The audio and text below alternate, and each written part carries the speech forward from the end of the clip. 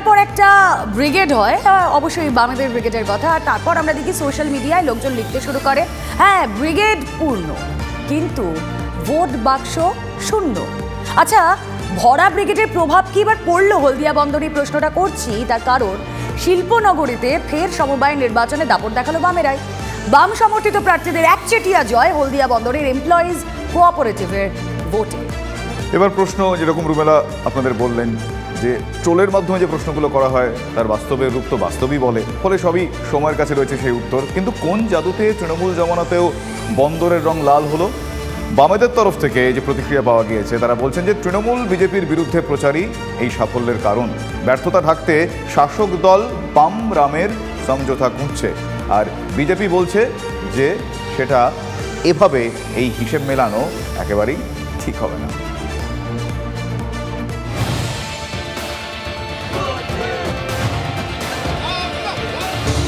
DYFI এর সমাবেশের ভিড় ভোটে রূপান্তরিত হবে কিনা তা নিয়ে নানান অঙ্ক কষা চলছে।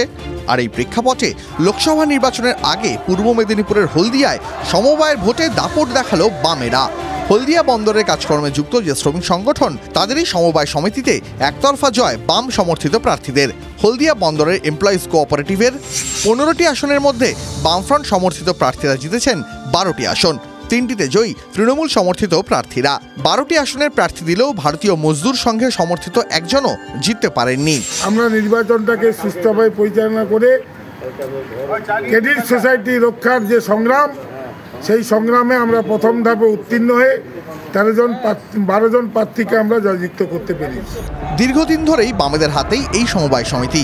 সমবায় আবার দাপট, তৃণমূল বিজেপিকে এক বন্ধনীতে ফেলে আক্রমণ করেছে বামেরা, যদিও ভোটের ফলে গুরুত্ব দিচ্ছে না তৃণমূল। তারা তৃণমূল বিজেপি যে শ্রমিক সংগঠন তাদেরকে পরাজিত করে যে প্রগতিশীল জোট হয়েছিল সেই জোটকে নির্বাচনে 12টি আসনে জয়যুক্ত করেছে। এই জয় শ্রমিকদের জয়, এই জয় হলদিয়ার শ্রমিকদের গণতান্ত্রিক অধিকার, তাদের রুটি রুজির নির্বাচন জয়। নির্বাচনে কোনো গুরুত্ব আছে বলে আমি মনে করি না, এবং এখানে পলিটিক্যাল ইনভলভমেন্টও কিছু নেই। তা সত্ত্বেও গতবারে টিএমসি 0 ছিল, এবারে 3টে পেয়েছি। বিজেপির একটা গোপন আঘাত আছে, সেটাই প্রমাণিত হলো। গত বিধানসভা ভোটে শিল্পতালুক হলদিয়া বিজেপি দখলে থাকলেও সমবায়ে দাগ কাটতে পারেনি গেরুয়া শিবির। যদিও বিজেপি বিধায়কের দাবি সংগঠনকে আরো গুছিয়ে নামবেন তারা। আমাদের যা সদস্য সংখ্যা তার থেকে আমরা অনেক বেশি সমর্থন পেয়েছি। আমাদের সংগঠন তো সেই অর্থে এখনো গড়ে ওঠেনি। কার্যকর্তারা আছে ভেতরে, শ্রমিকদের সঙ্গে যোগাযোগ স্থাপন করছে। আগামী দিনে আরো ভালো ভাবে মানুষের আরো বেশি সমর্থন পাবো আশা করি। সমবায় মডেলে কি এবার লোকসভা নির্বাচনে এগোবে বামেরা? পূর্ব মেদিনীপুরে মাটি শক্ত করতে পারবে? সেই উত্তর না মিললেও সমবায় ধরে রেখে শিল্প শহরে লোকসভা নির্বাচনের জন্য অক্সিজেন খুঁজছে বামেরা। পূর্ব মেদিনীপুর থেকে কনিষ্ক মাইতির রিপোর্ট, TV9 বাংলা। এই সমবায় ভোটকে কেন্দ্র করে, এই মানে সমবায় ভোটকে পুঁজি করে বলা ভালো, হলদিয়া যেমন জমি খুঁজছে বামেরা, ঠিক তেমনই ব্যারাকপুরের দিকে যদি আমরা তাকাই সেখানেও দেখবো একটা জমি খোঁজার চেষ্টা তৃণমূল কংগ্রেস এবং বিজেপির। ফুল বদলে ফের কি ব্যারাকপুরে মুখোমুখি লড়াইয়ে অর্জুন সিং আর দীনেশ ত্রিবেদী? ফের ব্যারাকপুরে দীনেশ ত্রিবেদীর সক্রিয়তা বাড়ানোয় এই জল্পনাটা, এই সিচুয়েশনটা কিন্তু তৈরি হয়েছে। তাল টুকছেন অর্জুনও। তৃণমূলের চক্রবুহে আটকে পড়া ব্যারাকপুরের সাংসদ নিজের মতো করে ঘুঁটি সাজাচ্ছেন, আড্ডা দিচ্ছেন প্রবীণদের গেট টুগেদারে। নির্বাচনের অনেক আগেই ভোটের হাওয়া গরম হচ্ছে ব্যারাকপুর শিল্পাঞ্চলে। অনেকদিন আসিনি, আর সব জায়গায় এত রেসপেক্ট আমি পেয়েছি। সব বাড়ির লোকেরা ভাবে আমি ওদের বাড়ির লোক, আমিও তাই ভাবি। উনি যখনই ভোট হন তখনই আসেন। যার কথা আপনি বললেন সবার মঙ্গল, উনি ভোটের সময়ই আসেন, ভোট পরে আবার চলে যান, আবার যখন ভোট আসবে আবার আসবে। 2019-এর পরে 2024-এর লোকসভা নির্বাচনেও কি ব্যারাকপুরে অর্জুন দীনেশ ডুয়েল? ভোটের আগে ব্যারাকপুরে আচমকা দীনেশ ত্রিবেদীর আগমন ঘিরে সেই জল্পনা তীব্র হলো। ব্যারাকপুর লোকসভার অন্তর্গত নৈহাটি, সেখানকার বড়মার মন্দিরে পুজো দিতে যান ব্যারাকপুরের প্রাক্তন সাংসদ দীনেশ। দীর্ঘদিন পর নৈহাটিতে দীনেশ ত্রিবেদী প্রাক্তন সাংসদ, তাই নিয়ে জলঘোলা শুরু। রাজনৈতিক মহলে গুঞ্জন, বিজেপির থেকে কি তাহলে প্রার্থী হচ্ছেন এবার লোকসভা ভোটে দীনেশ ত্রিবেদী, আর তার সাথে কি লড়াই হবে সাংসদ অর্জুন সিংয়ের? 2009 পরে 2014 লোকসভা ভোটে দীনেশ ত্রিবেদী ব্যারাকপুর থেকে ঘাসফুলের প্রতীকে জিতে সাংসদ হন। তবে গত লোকসভা ভোটে বিজেপি প্রার্থী অর্জুন সিং এর কাছে হেরে যান দীনেশ।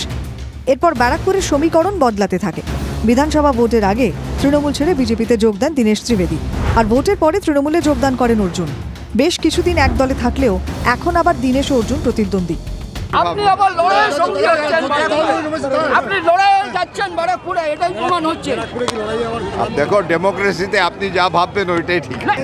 যদি ক্যান্ডিডেট হয় তাহলে কি আপনার সুবিধা হবে? অনেকটা সুবিধা হবে, যেহেতু উনি প্রত্যেক 5 বছর পরেই আসেন, এই জন্য সুবিধা হবে। আমরা রোজ আর থাকি, উনি 5 বছর পরে আসেন, সুবিধা হবে না। ব্যারাকপুরে কে প্রার্থী হবেন তা কোনো দলই ঠিক করেনি। এই প্রেক্ষাপটে দীনেশের আগমন, অর্জুনের কটাক্ষ জানিয়ে চড়ছে রাজনীতির পারদ। আসতেই পারেন, পুজো দেওয়ার অধিকার, এখানে আসার অধিকার সবার আছে। তো এখানে তো ভোটে জেতার কথা বলা হয়নি। উনি কেন ভাবছেন যে উনার প্রতিদ্বন্দ্বী কেবল দীনেশ ত্রিবেদী? উনার প্রতিদ্বন্দ্বী এখানে সাধারণ মানুষ, যাদেরকে উনি প্রতারণা করেছেন। আমরা চাইছি অর্জুন সিং এখানে প্রার্থী। অর্জুন সিং আমাদের এমপি অর্জুন সিং জনদরদি নেতা, যে তাকেই আমরা বানাবো। তৃণমূলে যোগদানের পর থেকে ব্যারাকপুর মহকুমা শাসক নেতাদের একটা অংশের সঙ্গে কার্যত বনিবনা হচ্ছে না অর্জুন সিং এর। অর্জুনের দিকে ক্রমাগত তীর ছুঁড়েই চলেছেন জগদ্দলের তৃণমূলের বিধায়ক সোমনাথ শ্যাম। কোন্দল সামাল দিতে কার্যত ব্যর্থ তৃণমূলের উচ্চ নেতৃত্ব। তার সঙ্গে তৃণমূলের নবীন প্রবীণ দ্বন্দ্ব নিয়ে জল গড়াচ্ছে। এই প্রেক্ষাপটে নিজের লোকসভা কেন্দ্রের অন্তর্গত কাঁচরাপাড়াতে প্রবীণদের নিয়ে গেট টুগেদার সারলেন অর্জুন সিং। ভোটের আগে গেট টুগেদারের মধ্যে দিয়েই জনসংযোগ শুরু ব্যারাকপুরের সাংসদের। মমতা ব্যানার্জির নির্দেশ মতোই কি তাহলে অর্জুন সিং মাঠে নামলেন? যারা দলে গুরুত্ব পাচ্ছেন না তাদেরকে নিয়ে বিভিন্ন জায়গায় গেট টুগেদার, আলোচনা, খাওয়া দাওয়া আর রাজনীতি নিয়ে কথাবার্তা, এমন পথেই চলছেন সাংসদ অর্জুন সিং। ভোটের আগেই কি তার ভোট শুরু হয়ে গেল? ব্যারাকপুর থেকে বিশ্বজিৎ দের সঙ্গে অনন্ত চট্টোপাধ্যায়, TV9 বাংলা। সুতরাং বুঝতেই পারছেন ব্যারাকপুরে তাল ঠুকছে দুপক্ষই। রাজ্যের পশ্চিমেও উত্তাপ বাড়ছে। না, এই শীতে উত্তাপ বাড়ানো মানে আবহাওয়ার কথা বলছি না একেবারে। বাঁকুড়ার ওন্দায় বিজেপির বিডিও অফিস অভিযান ঘিরে তুলকালা। পশ্চিম বর্ধমানেও রাজনৈতিক উত্তাপ বাড়ছে। আরএসএস কর্মীর গ্রেফতারিতে অশান্ত হয়ে উঠেছে আসানসোল। হাড়িতে বিজেপির স্লোগান, তৃণমূলের পাল্টা স্লোগানে সেখানেও যেরকমটা রুমেলা বললো এইমাত্র, ওই রাজনৈতিক উত্তাপ এবং সে পারদ চড়ছে।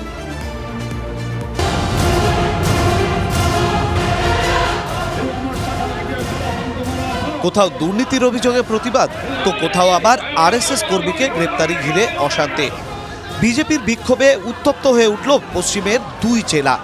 ব্লক স্তরে একাধিক সরকারি প্রকল্পে দুর্নীতির অভিযোগে বাঁকুড়ার ওন্দার বিডিও অফিসে বিক্ষোভ দেখায় বিজেপি।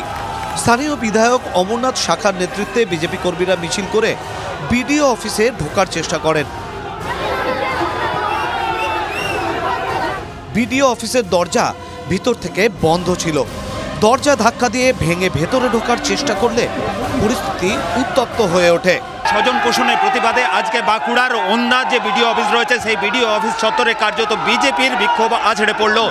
বিজেপির ওন্দার বিধায়ক অমরনাথ শাখার নেতৃত্বে বিজেপি কর্মী সমর্থকরা তারা কার্যত বিডিও অফিসের সামনের যে মেন গেট রয়েছে সেই মেন গেটের সামনে এসে বিক্ষোভ দেখাতে শুরু করেছেন। 4 মাস হতে গেল পঞ্চায়েত সমিতিতে একটা কোনো মিটিং ডাকেননি। কয়েকজন ব্যক্তিগত দাবিদারিগিরি করে তাদের কথা মতো পঞ্চায়েত চলছে। আমার বিরোধী দলের 18 জন পঞ্চায়েত সমিতির মেম্বার আছে, কোনো মিটিংয়ে তাদেরকে ডাকা হয়নি। গ্রেপ্তারি ঘিরে অশান্ত আসানসোল। পশ্চিম বর্ধমানের আসানসোলে অস্ত্রসহ এক আরএসএস কর্মীকে ধরে পুলিশ। সোমবার রাতে গ্রেপ্তারির পরই ফাঁড়িতে ছুটে যান আসানসোল দক্ষিণের বিজেপি বিধায়ক অগ্নিমিত্রা পাল। পাল্টা দলবল নিয়ে ফাঁড়িতে আসেন তৃণমূলের পঞ্চায়েত প্রধান। স্লোগান, পাল্টা স্লোগানে পরিস্থিতি অশান্ত হয়ে ওঠে। সামনে ইলেকশন, তো দেখে দেখে যারা ভালো কার্যকর্তা, যারা লড়াকু কার্যকর্তা, আমরা এর আগেও দেখেছি বহুবার, তাদের ওপর কেউ কিছু আগ্নেয়াস্ত্র দেখেছে বলে আমাদের কাছে খবর।